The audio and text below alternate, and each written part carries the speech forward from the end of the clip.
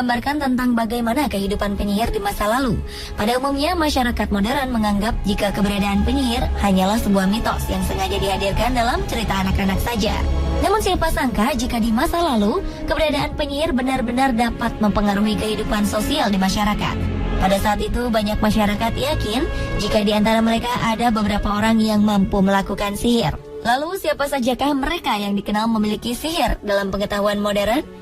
Berikut 7 penyihir di dunia nyata versi on the spot.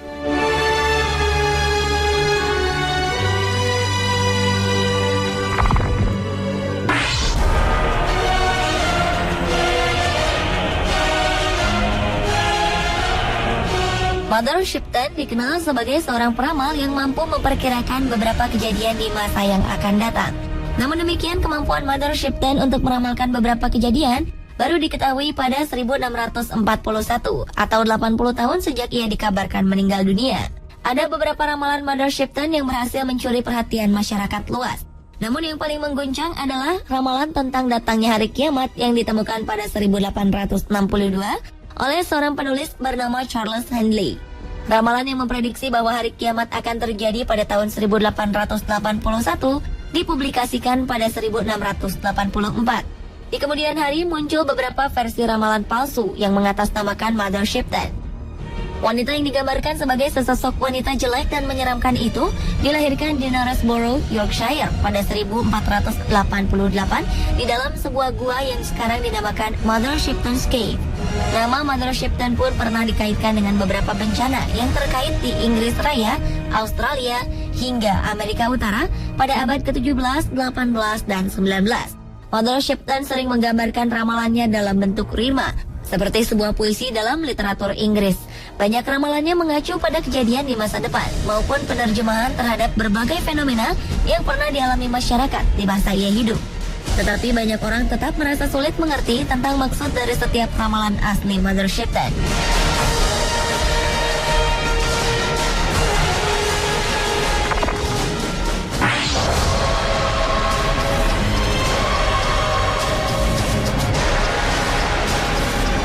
Jika Anda pernah mendengar istilah voodoo, yaitu sebuah tradisi ilmu hitam dari Afrika Barat, maka Marie Laveau lah sosok wanita yang paling dikenal sebagai ahlinya.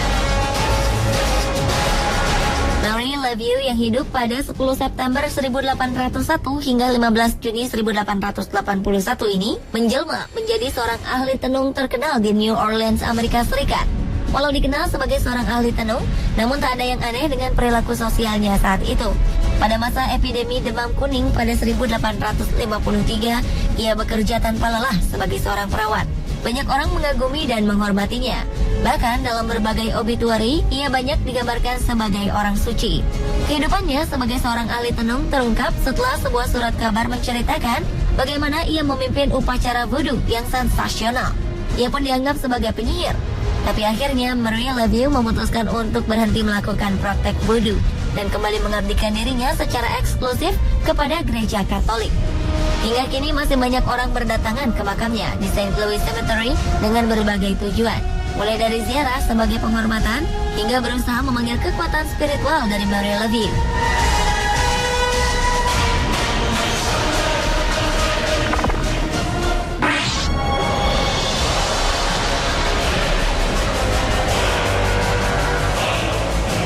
Selanjutnya adalah seorang cenayang kontemporer asal Amerika, Silver Ravenwolf.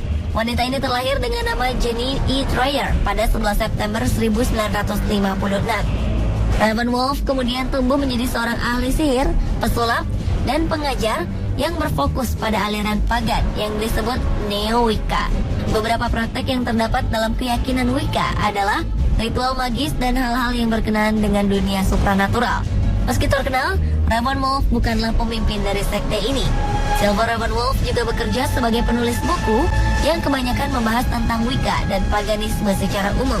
Wicca sendiri diketahui baru muncul dan berkembang di Inggris pada paruh pertama abad ke-20.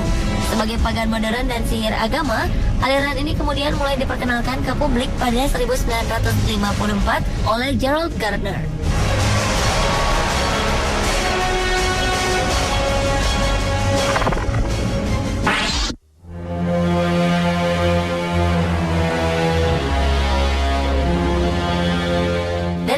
banyak penyihir yang ada di dunia, mungkin sosok Maggie Wall lah yang paling misterius. Ia merupakan salah satu dari sekitar 4.000 perempuan yang dituduh sebagai penyihir di Skotlandia. Karena tuduhan inilah ia kemudian dieksekusi mati di depan publik pada 1657. Meski demikian, masyarakat tetap mengenangnya dengan membuatkan sebuah monumen berupa tulisan namanya, serta sebuah catatan peringatan tentang seorang penyihir bernama Maggie Wall yang dibakar pada 1657. Karena sedikit sekali informasi yang menyebutkan tentang identitas Maggie Wall, maka banyak orang kemudian bertanya-tanya tentang sosoknya yang misterius, baik tentang siapa sebenarnya Maggie Wall, alasan mengapa ia dibakar hidup-hidup, serta alasan mengapa sebuah monumen khusus untuk dirinya kemudian dibangun. Banyak spekulasi pun kemudian berkembang. Di antaranya adalah perkiraan bahwa Maggie Wall dulunya merupakan seorang penyihir yang pernah membunuh beberapa orang di Dunning, sebuah kota kecil di Skotlandia. Dengan sosoknya yang misterius, kini banyak orang dengan berbagai profesinya berusaha mengungkapkan jati diri siapa sebenarnya Maggie Wall.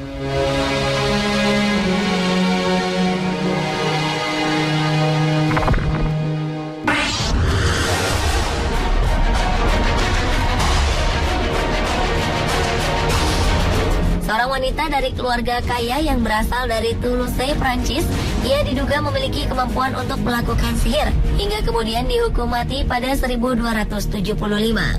Nama Urgell de Lebat populer dan dikenal sebagai orang pertama yang dihukum mati atas tuduhan sebagai seorang yang memiliki kekuatan sihir selama abad pertengahan.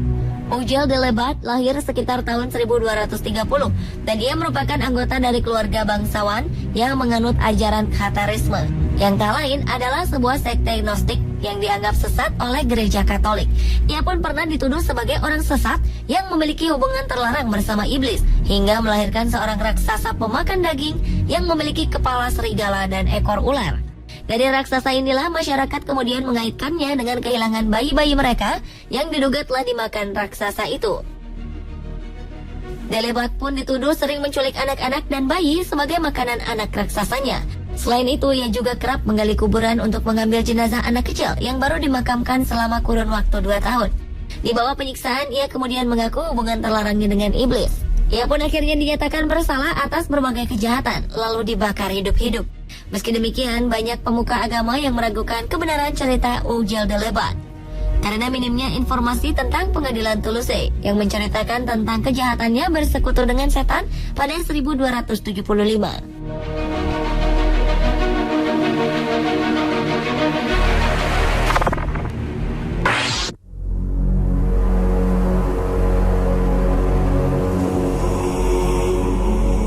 Nama Morgan Le Fay dikenal sebagai seorang penyihir hebat di dunia.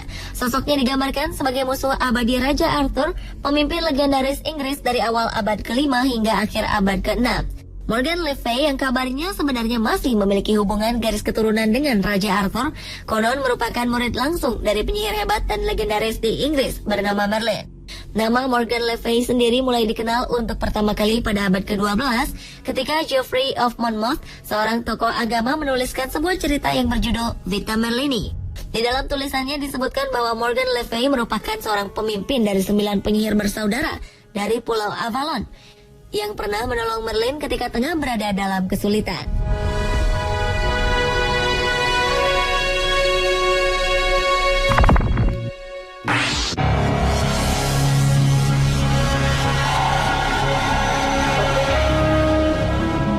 Pada abad ke-17 di wilayah kota Leonardtown, Maryland, seorang legendaris abad ke-17, Moldair, dituduh memiliki kemampuan sihir yang jahat. Keberadaan Moldair sebenarnya lebih mirip sebagai sebuah mitos yang hidup dalam kultur masyarakat Irlandia. Ia digambarkan sebagai perempuan terhormat yang tinggal di Maryland untuk melarikan diri dari kehidupannya yang gelap di masa lalu. Namun sayang, kehidupan dan sikapnya yang misterius membuat penduduk Maryland merasa curiga. Moldair dianggap mengetahui berbagai rahasia kegunaan dari berbagai tumbuhan yang sebelumnya tidak diketahui oleh masyarakat di tempat itu. Atas berbagai hasutan, penduduk pun yakin jika Moldair adalah seorang penyihir jahat yang akan membawa pengaruh buruk bagi desanya. Mengetahui kecurigaan ditujukan padanya, Moldair pun pergi dari desa untuk melarikan diri.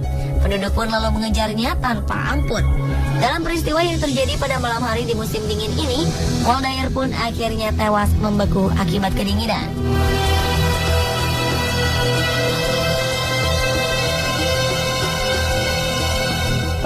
itulah 7 penyihir di dunia nyata versi On The Spot.